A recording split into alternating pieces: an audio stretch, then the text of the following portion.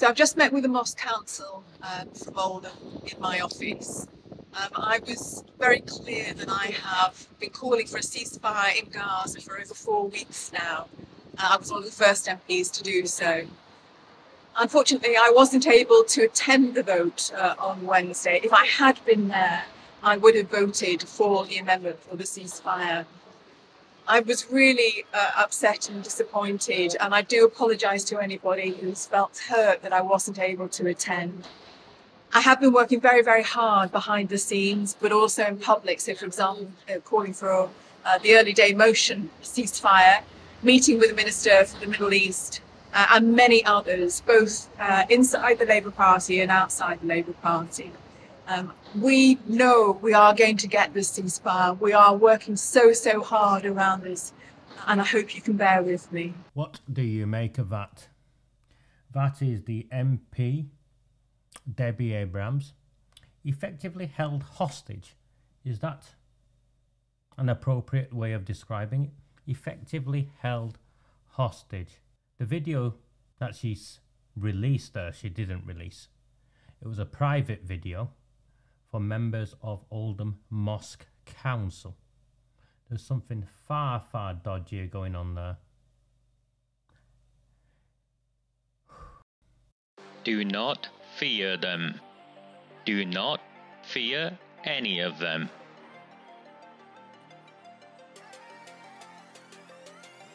On the 20th of November 2003, James Ignatius O'Rourke McMahon was elected councillor for the Failsworth East Ward of Oldham. Deeply ambitious, he ruthlessly rose to power, and by 2011 he was already leader of the council. In 2015, exploiting a Labour Party loophole, he became MP for Oldham West and Royton. If only the people of the town knew then what they now know. Do not fear them. Do not fear any of them.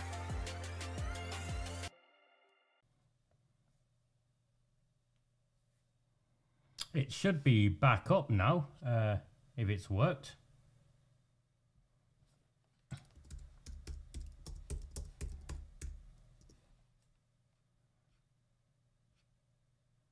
Just give me a second or so and we'll start again.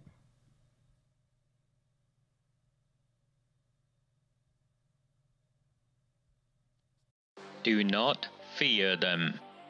Do not fear any of them.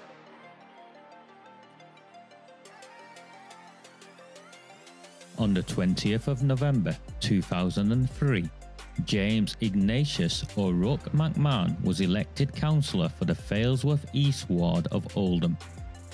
Deeply ambitious, he ruthlessly rose to power, and by 2011 he was already leader of the council. In 2015, exploiting a Labour Party loophole, he became MP for Oldham West and Royton. If only the people of the town knew then what they now know. Do not fear them. Do not fear any of them.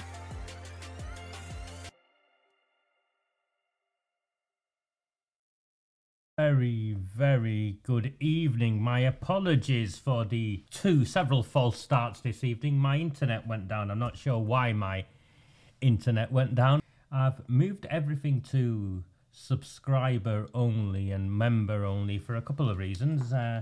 One is over the course of the month whilst I've been away, understandably, I would imagine I've lost another wave of members and subscribers, which is fair enough. If I'm not here to put the content out, there's no reason for people to be members, so that's no problem whatsoever. And the other reason is far more troubling for me. Whilst I was with my mother towards the end of her life, part of me was relieved I wasn't at home when the conflict started in Gaza, and not necessarily when Hamas went and kidnapped, attacked, committed a whole host of atrocities. Not then. It was when Israel started retaliating and the bombing started and the children started dying and the protests started in this country. And the contentious reference to "from the river to the sea" slogan. And what I'd been saying several years ago, what I'd been saying about how it can, and in my experience, it has been used in an anti-Semitic way. And I had to use that in a defense of mine. Remember, I put a transmission out where Arud Shah, then leader of the council, that first time leader of the council, had me maliciously arrested, and DC, whatever his name was, or DS somebody or another, I can't keep up with the police officers' names. He, 8 police officers came and arrested me, and this case ran all the way up to trial, where it collapsed. I was charged, the CPS decided to charge me, and 20 of you, give or take 20 of you, came and stood alongside me in court when I was being charged. And afterwards, when the case collapsed, I put out my defence, or what would have been my proposed defence, line by line, deconstructing Arud Shah's allegations and also the police and the CPS's allegations. What this lad did, and this is Mushtaq Mir again, who the police are currently ignoring my complaints because they had the evidence to arrest him for inciting violence against me. And the police constable wrote to me, text messaged me saying, we don't know who's done it, who's incited these crimes against you, even though it's him, with his name on it, from his Facebook page, Westwood and Coldest Community Watch or whatever it is. And he's just protected. Knowing he's protected, what he did was he cut out a snippet of my YouTube video, something like 10 seconds or 15 seconds of it, and maliciously misconstrued what I was saying in such a way. And remember, the Arud Shah stuff is over 2 years ago now. It's over 2 years ago that case started, and it was to do with the Elbit factory. And he sent this to every Muslim group out there, WhatsApp groups, to the point where I was getting calls, missed calls in the middle of the night from people concerned for me, wanting to know why I'd come out on the side of Israel. Actually, I'd not come out on any side. I'm on the side of children. I'm on the side of the innocents. I'm on the side of peace, if I'm on any side. And he'd done it on purpose to incite my murder. There's no, feelings are running high. He'd done it in such a way, maliciously, to incite my murder. Now, all of that was going on whilst I was tending to my, the last days of my mum. So all of you who send me messages, Hamas this, Israel this, listen, I'm not interested. I've made my position clear. And I'm not going to take sides in the way these people want to take sides, because I have took a side. I've never known a conflict, ever, anywhere, where killing is the answer. And what Mushtaq Mir has tried again, with the support of Andy Burnham's Greater Manchester Police, is yet again, he's tried to incite violence against me. He's tried to have me killed.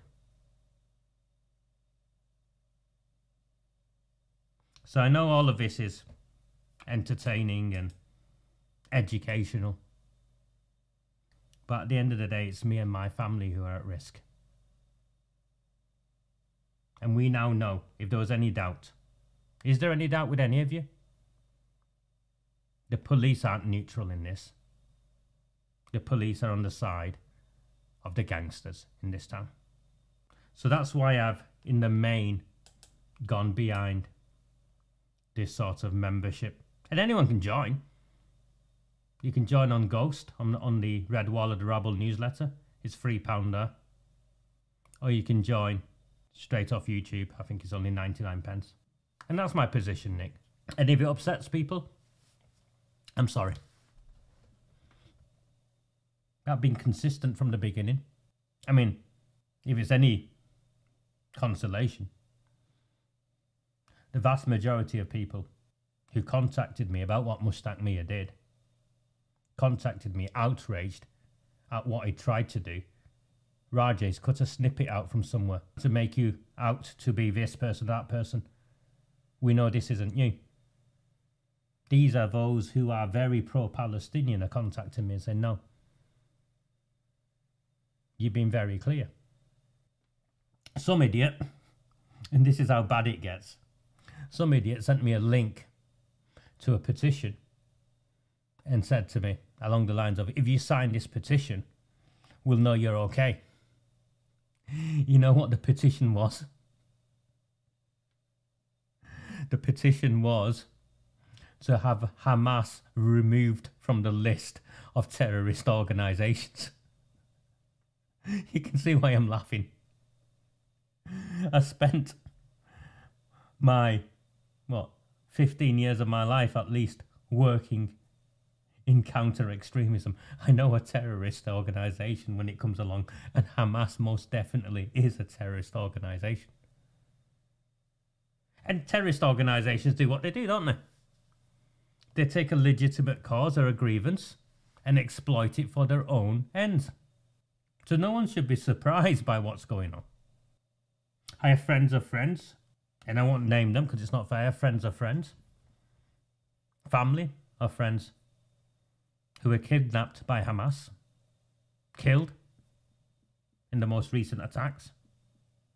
Likewise, I have friends whose friends are journalists who've been bombed and killed by Israel whilst they were reporting on what was going on. I've seen the pictures of the kids. But I know violence is not the answer. Killing people is not the answer. Kidnapping people is not the answer. And it's turned into a circus, hasn't it? Be honest. It's turned into a circus.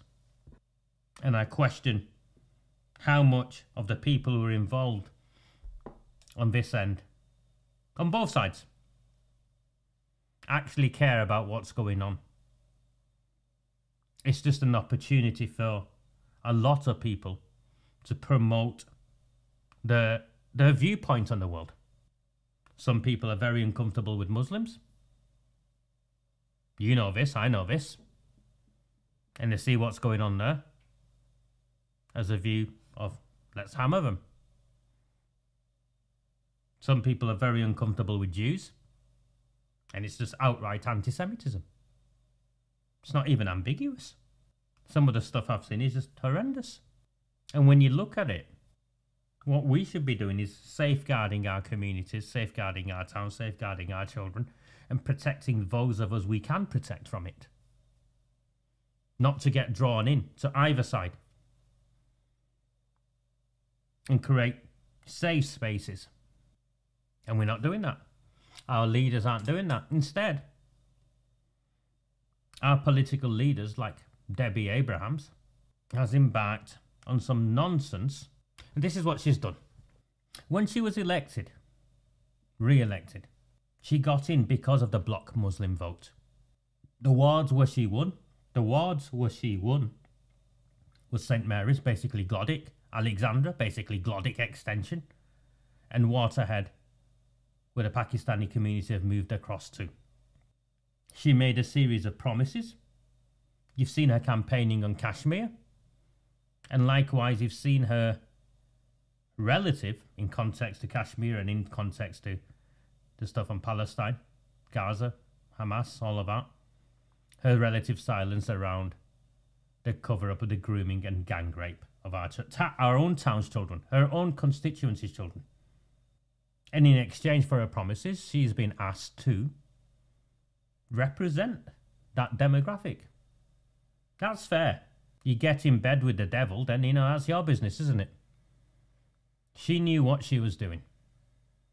She was a champion of the Pakistani, Kashmiri, the Mirpuri Muslims in this town. That's where her voter bank is, and that's who she was representing. And what happened? They went to her and she said, yes, I'm with you. I'll sign this petition, I'll sign this, I'll attend this meeting. But when it came to the vote, of which there was a massive notice, significant notice, as the Scottish National Party put the motion in, plenty of notice, she knew about it. She didn't turn up to vote. And not only did she not turn up to vote, she gave no explanation as to why she didn't turn up to vote.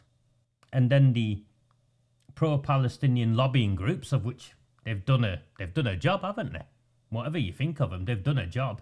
They've done a far more effective job than any of the right-leaning groups I've ever seen. They named, how did your MP vote? And they listed them all. Debbie Abrahams' name was there, one of the first, because she's A. And her constituents went back to her. And she was forced to meet with something called the Oldham Mosque Council, which I'll get into in a minute. And the Oldham Mosque Council met with Debbie Abrahams and basically held a camera up. And this is where it gets devious, and how much of this you believe is entirely up to you. This is my analysis of what's gone on as a consequence of conversations with both people on the Labour side and also people behind the scenes in the Oldham Mosque Council and the greater Glodic community. She produced that video not for public consumption, but as an election aid for her Pakistani representatives to take back to the Pakistani Muslims that voted her in to say, here, this is Debbie's video. She's on our side. Debbie Abrahams did not publish that video. So she releases a video and doesn't release it on her own social media pages. Can you see what's wrong with that? She puts a video out apologising, saying, I'm really, really sorry. If I was there, I would have voted. And I'm on your side. And she's so much on your side, my Pakistani friends, my Muslim friends, my pro-Palestinian friends. She's so much on your side, she doesn't even put the video on her own Twitter page. And she puts everything on her Twitter page. So she's done that, in my opinion, in my analysis, she's done that because she's worse than a hypocrite, mate, Nick. She's worse than a hypocrite. She's done that so her white supporters, many of whom, like in Sholver, like in St. James, Durka, parts of Shaw, at best don't want us to get involved, at worst don't want anything, see this as anti-Semitism. Debbie Abrahams hides this from them. And it gets worse for Debbie Abrahams. Debbie Abrahams says, if she was there, she would have voted. Yeah. Clear as day. That's what she said. Debbie Abrahams has been an MP for 10 years or so. Being an MP is not unfamiliar territory to her. She's not telling the truth. Even to the Muslims on that video, she's not telling the truth. And I'll tell you why she's not telling the truth. And it then turns out she was at a party, some Alzheimer's party, a long-standing commitment, she claimed. Absolute nonsense. There are people dying. If you cared that much, you don't go to a party, you go and vote. She claims she would have voted. Well, the way Parliament works is it factors in MPs who can't get to Parliament to vote. And what it does, it finds one person. The concept is called pairing. Type it in Google, type in pairing Parliament, and you'll see it's all described for you. Pairing is when one MP is from one side who's voting for is matched with an MP from the other side who's voting against. She didn't say she'd abstain, remember? She said she'd vote for the amendment. There were plenty of MPs who voted against, and there were MPs who didn't attend who would have voted against. Parliament, someone in Parliament would have paired the pair of them. That's what it's called, pairing. If Debbie Abrahams had undergone pairing, she would have said, I think that's it. Marlene, she's just a down and out liar. I think that's it. Because she doesn't have to be there to have her voice heard. She could have been paired. And she knows all about the concept of pairing. So she keeps her head down, gets caught, releases a video with the Oldham Mosque Council. Now let me bring up the Oldham Mosque Council's webpage. No, it's alright. You got the word wrong, but it doesn't matter upon proxy. It's called pairing. Now here's her apology. MPs voted 295, 93 to 125. There's over 650 MPs. And STARMER instructed his MPs to abstain. Yes. Tony, you're right. I had a long-standing commitment to attend a charity event that evening. Kevin Sinfield would have understood. In fact, I reckon people weren't there for you, Debbie. They were probably there to hang out with Kevin. If I had been in Parliament, I would have voted for a ceasefire. Well, why didn't you pair? I apologise for any upset. Video circle. So this statement was only released. Video which was shared does not appear to be published on the MP's official social media website accounts. So this video was released by me. And I released this video after Muslims contacted me with the video. Saying, Raja, can you do something with this? He's trying to play us. And not only is she trying to play us, the Oldham Mosque Council is trying to play us. Because the Oldham Mosque Council is just the front for the Labour Party in Oldham Council. This is the Oldham Mosque Council. This is its webpage. Its last post was on February 11th, 2021. It seems to be some COVID-19 vaccination trainings. A Freedom of Information request I think would be interesting to reveal how much they were paid for these training sessions. That's Mufti Halal. July the 30th, 2020. So you can see it's not very active, is it? Even the Oldham Mosque Council has not put this video on their webpage. In case it got out into the public domain, in my opinion. Click on About Us and you look at our people. Now, I don't know who Abdul Shakur is, but the spokesperson, the coordinator is Mufti Halal Mahmood. Mufti Halal, as I know him as. And you can see at the bottom, supported by Oldham Council and Oldham Interfaith Forum, which is also funded by the council. So this is an Oldham Council proxy organisation. And you can see it yourself. As part of its aims and objectives is to advise the local strategic partnership, Oldham Metropolitan Borough Council, police, health, education and other strategic authorities. So it's set up to support the council. But the spokesperson, I've never seen an organisation, by the way, there's nothing on this webpage of how you join, who sits on it or any of that. The spokesperson is a man called Basit Shah. Watch this. Basit Shah is a former Labour Party councillor who defected to the Tories in 2010. That's Basit Shah.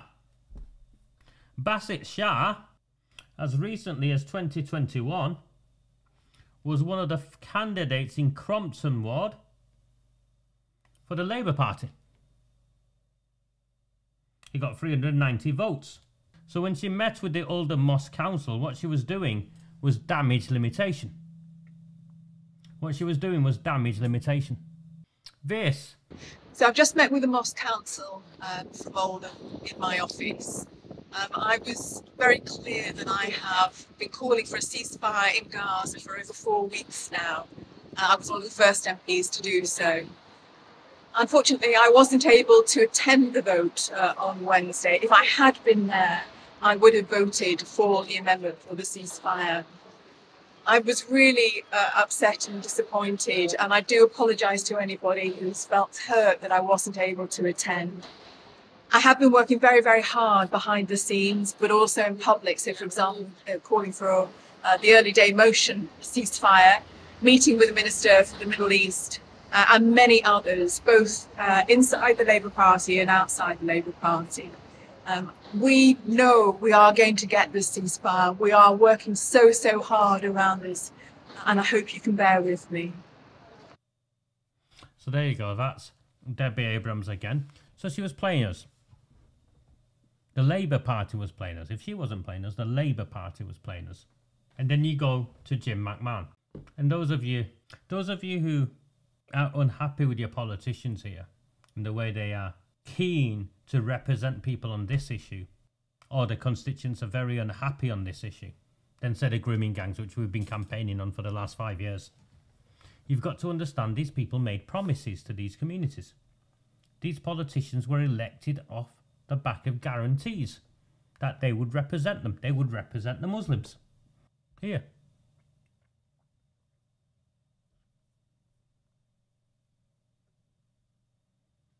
Look at it.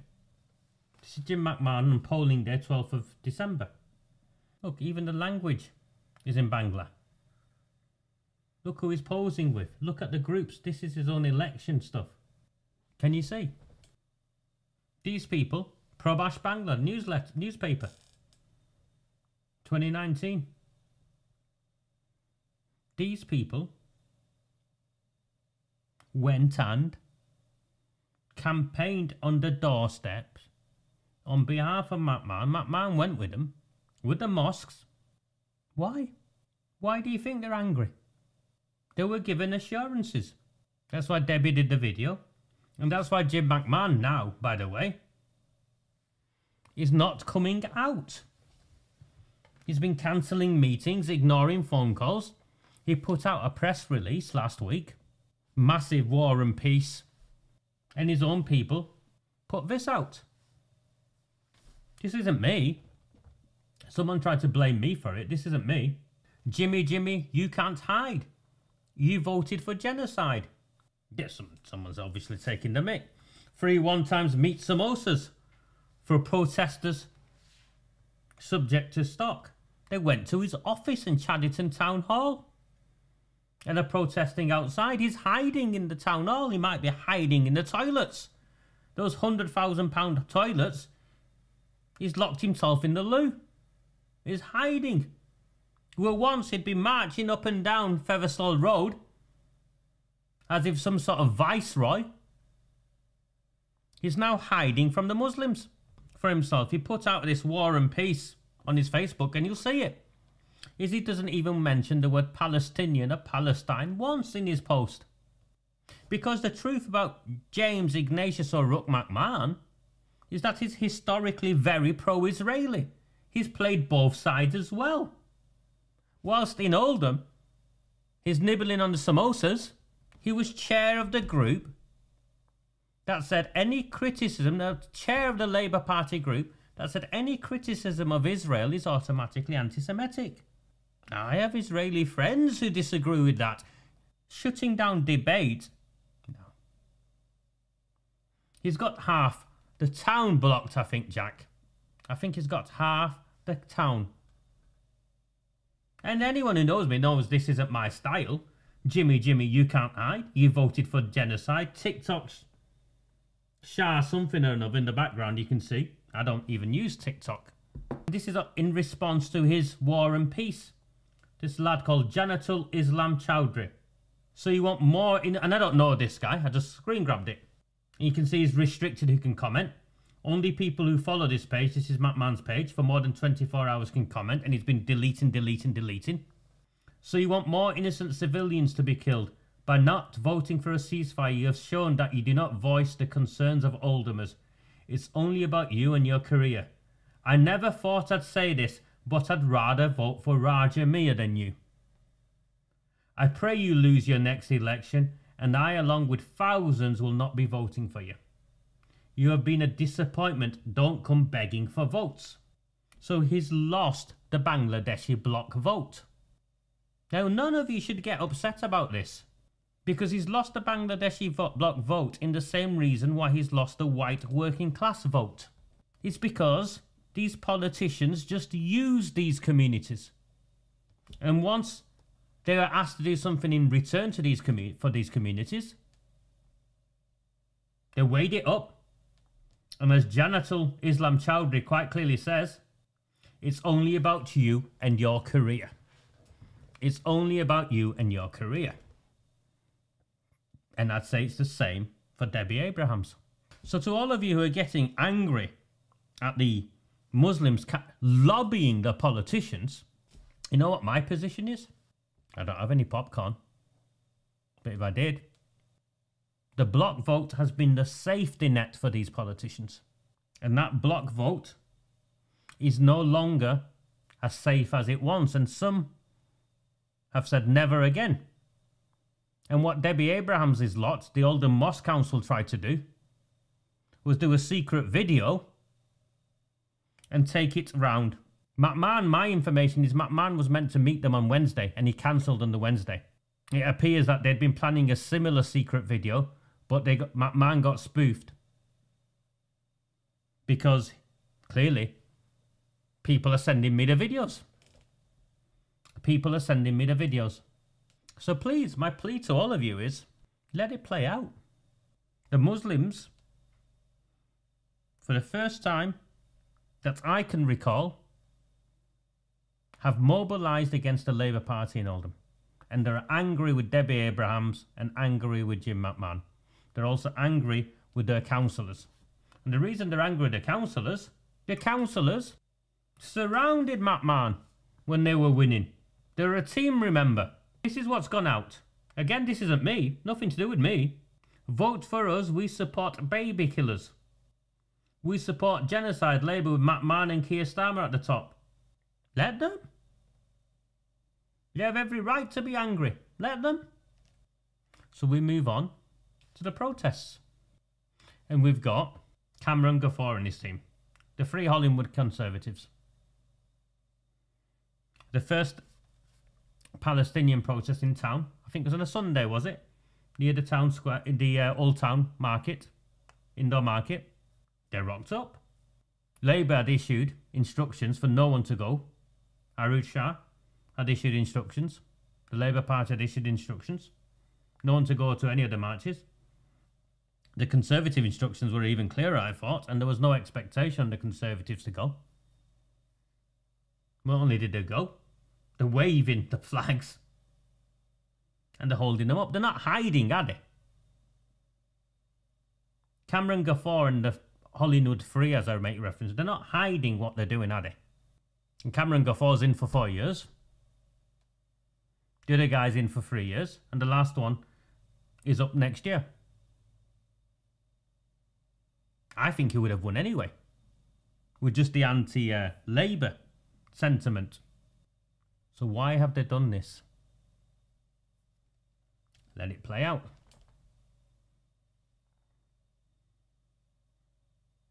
Councillor Wahid, on the 12th of October, put this out. See, he's not hiding. As a Conservative councillor in Oldham, I strongly condemn Keir Starmer's support for another country's actions that violate international laws. Mr. Starmer, being a lawyer himself, is well aware that cutting off power and water supplies constitutes a clear breach of international law. We expect leaders to uphold the principles of international legality and promote peace. It is essential to prioritise diplomacy, humanitarian assistance and adherence to global norms. I call on Mr. Starmer to reconsider his position and advocate for actions that align with international law and the values he claims to hold dear. Councillor A. Wahid. He's not got a big following, has he? 3 comments, 2 shares at the time, 22 likes, but he still put it out for. These lads aren't hiding what they were doing. They get suspended on Wednesday, I think. I knew they were under investigation. And when they get suspended, this is the first of the posts that I've been able to trace. That news of the suspension. So this is basically an unofficial, official, press release on their behalf. Oldham's only 3 Muslim Conservative councillors have been suspended from their party pending further investigation.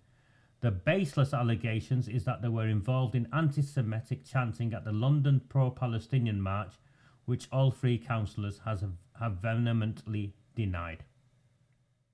The 3 brothers have been vocal. The 3 brothers have been vocal from the beginning of this genocide, from attending protests demanding a ceasefire and going against party policy because humanity came before their party.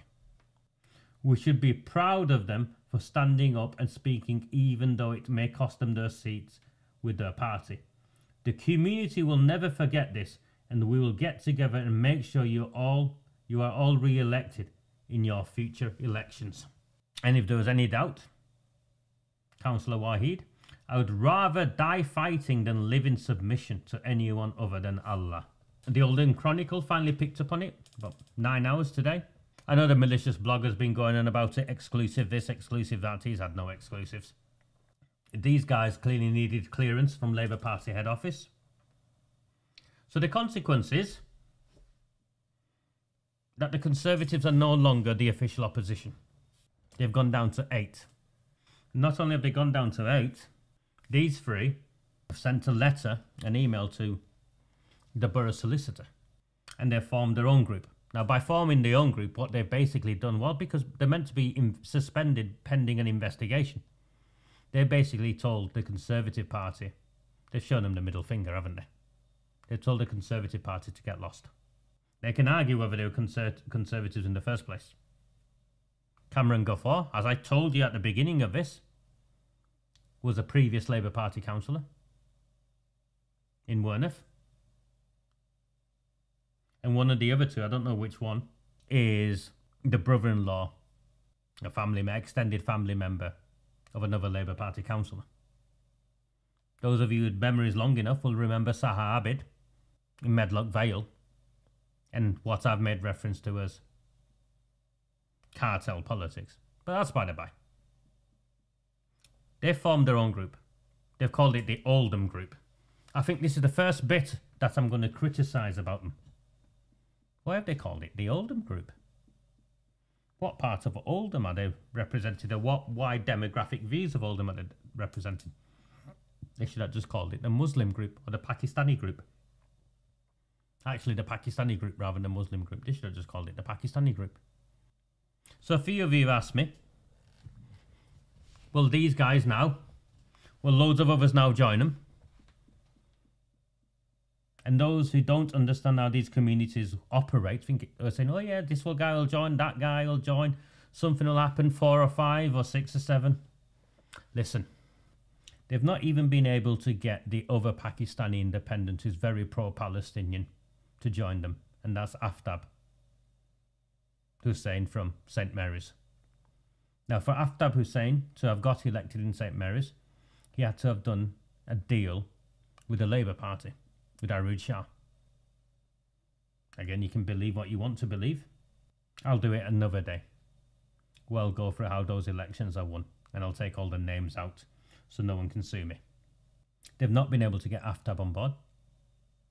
My information is Aftab's been promised a route back into the Labour Party in the position of mayor. He likes the idea of being mayor. So these three, none of the other Labour councillors are going to join them. Naila Ibrahim is KAMRAN GHAFOOR's cousin, first cousin, I'm sure. None of the Labour Party lot will join them. For 2 reasons. One, the Labour Party lot who have spoken out and signed the Labour Muslim Gaza letter are these 5. Shahid Mushtaq is the deputy leader. I'd not thought of it like that. DOGs, yeah, you're right. Shahid Mushtaq, deputy leader of Oldham Council, is basically a, Arud Shah's right-hand man. He's not going to switch parties. And the other 4 are Bangladeshi. Mohan Ali, Abdul Malik, Abdul Jabbar, Nazrul Islam. Just what do you know about the history of Pakistan and Bangladesh? I know, brown faces and we all look the same is the oversimplified position of many. I am of Bangladeshi heritage. There is a racial hierarchy and racism within our own communities between the Pakistanis and Bangladeshis. And it goes back to the War of Independence. I call it a War of Independence because I was on the side. My parents are Bangladeshi, so they're on that side. The official figures are 3 million people were killed. Genocide. It's officially registered as a genocide by the Bangladeshi government. These people don't get on. It's the equivalent of thinking some Catholics and the Protestants in Northern Ireland will come together for a greater cause or a bigger cause or a greater good. They won't. These people won't. As soon as Arud Shah got in charge this time, she, demoted Abdul Jabbar and made him sit next to her like her pet dog. He might as well be a chihuahua or something, one of those little, dogs that they carry around in a handbag. It's a marriage of convenience. So these four aren't going over, and none of the other Bangladeshis are. And none of the Pakistanis are leaving. Here's the Waterhead Labour Party councillor on the right. He attended the same march. That's United for Palestine's official branding. Yeah. This is Naila Ibrahim's letter at the time of the first march. I, along with many others, have had a number of individuals ringing and asking if we'll be attending the Palestine peace protest on today. Unfortunately, I will not be attending as I will be travelling out the country. She was going to Pakistan. However, my thoughts will be in solidarity with the innocent citizens of Palestine that have been made to suffer due to no fault of their own. To give her a due, this is what she says. I absolutely condemn the killing of innocent civilians on both sides. But then she goes on to say, and I am horrified by the Israeli army's killings of Palestinians in Gaza. She makes no reference to Hamas's killings. You can see that there. I don't think the omission is accidental. But she goes on at this time basically calling her own leader as supporting war crimes. Under international law, collective punishment is a war crime. The Israeli government has cut off supplies of food, water, electricity. You all saw the Keir Starmer's statement at the time. So this is her going against her own party and saying, if I was here, I would have gone. And he issues a statement on Facebook. Arud Shah, nor the Labour Party, did not suspend her. They did not suspend the guy here, who's a councillor in Waterhead. But the Conservatives acted and suspended these three. So what's going on? KAMRAN GHAFOOR and the OGs, I like that, JJ. The OGs, I think, will be, this is what they'll be doing now. They will be putting candidates up in a number of wards. And this is where it gets. You need to understand how our communities, these communities work for you to understand what's going on here. They won't put up a candidate in St Mary's, and they won't put up a candidate in Wornoth, or endorse a candidate in St Mary's, or endorse a candidate in Wornoth.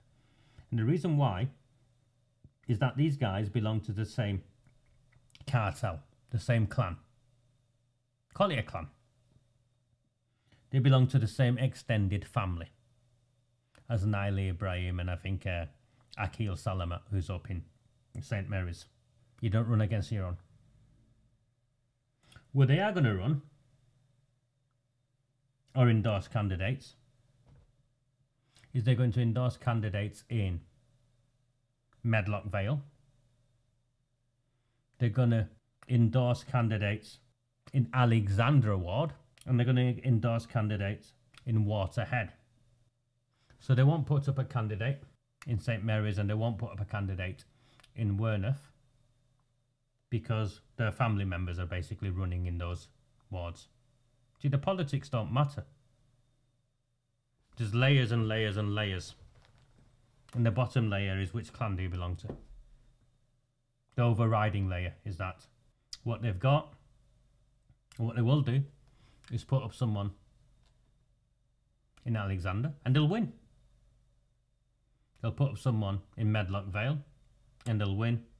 And they'll put up someone in Waterhead. Now Waterhead will get interesting because the official Conservative candidate that I was led to believe was running there. Now remember the Labour Party guy up there, the Labour Party candidate up there, is out with them at the protests.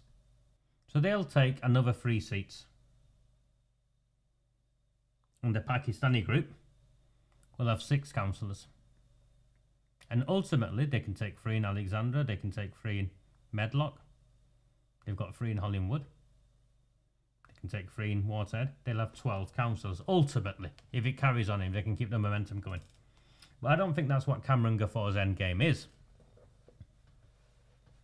I'll share with you what I think KAMRAN GHAFOOR's endgame is. KAMRAN GHAFOOR is an astute politician. KAMRAN GHAFOOR,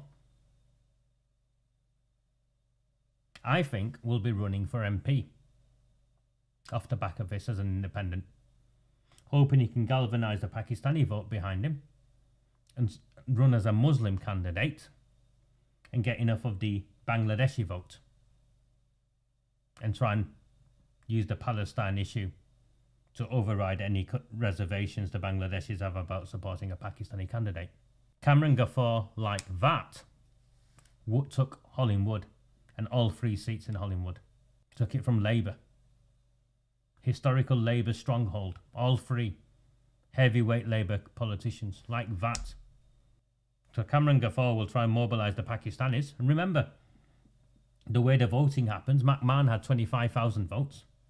And KAMRAN GHAFOOR will try and get 10,000 Pakistani votes out. You can decide how many of them are postal votes, but he'll try and get 10,000 Pakistani votes out. And he'll try and get at least 5,000 of the Bangladeshis to vote for him. And he's going to aim for about 15,000 votes, running for MP against Jim McMahon. So KAMRAN GHAFOOR is going to run for MP. In my opinion, KAMRAN GHAFOOR will run for MP. He'll run on a pro-Palestinian, pro-Muslim vote. He'll mobilise 10,000 Pakistanis and hope he can get 5,000 Bangladeshis. He'll get into 15. If he can mobilise 10,000 Pakistanis and take 5,000 Bangladeshis, McMahon's vote share will be down to about 15,000. That's if McMahon maintains everything everywhere else. KAMRAN GHAFOOR knows I'm running. I've said from the beginning I need 17,500. I won't really relying on any Pakistani votes for that. My position is really straightforward. There were 5,000 people who voted Brexit and independent rabble type supporters. I'm hoping that I can carry those 5,000 as my one vote bank. There were 13,000 Conservatives. I know KAMRAN GHAFOOR's not going to appeal to a wider demographic. I'm pretty sure I will, with the issues I stand on and I've been campaigning for. So I'm hoping of the 13,500 Conservatives I can get 5,000 of those to support me. And I'm also hoping that those from the Bangladeshi community that I grew up in will also support me. So I'm aiming to, I think 17,500 will win it, is what I've said all along. So we'll see how it plays out. You'll have 3 candidates, I think, come the general election.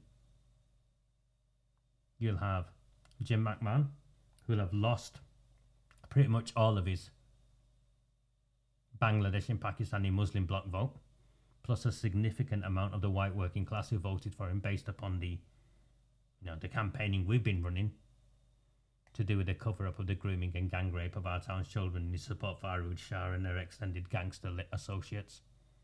So I think he'll lose a chunk of his votes, and then it'll be whether I can convince enough people from our white community, Conservative voters and historical Labour voters to support me. It'll end up like that. But KAMRAN GHAFOOR's played a political blinder. He's now going to stand for MP. Watch. If I got it wrong, tell me. He can come back and tell me if I got it wrong. But he will now stand to be MP off the back of this. Do not fear them. Do not fear any of them.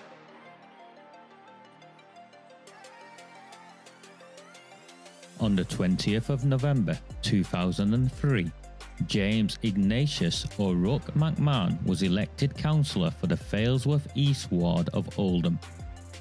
Deeply ambitious, he ruthlessly rose to power, and by 2011 he was already leader of the council. In 2015, exploiting a Labour Party loophole, he became MP for Oldham West and Royton. If only the people of the town knew then what they now know. Do not fear them. Do not fear any of them.